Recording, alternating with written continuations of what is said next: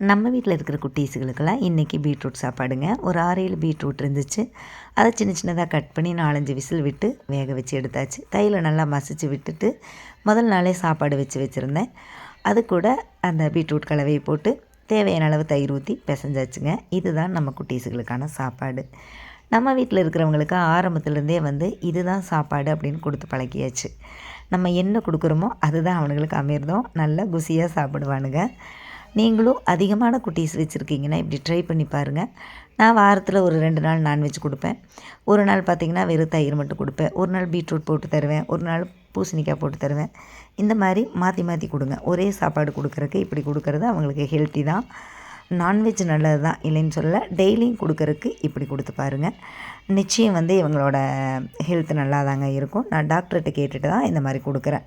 சரிங்களா? நீங்களும் ட்ரை பண்ணி பாருங்கள்.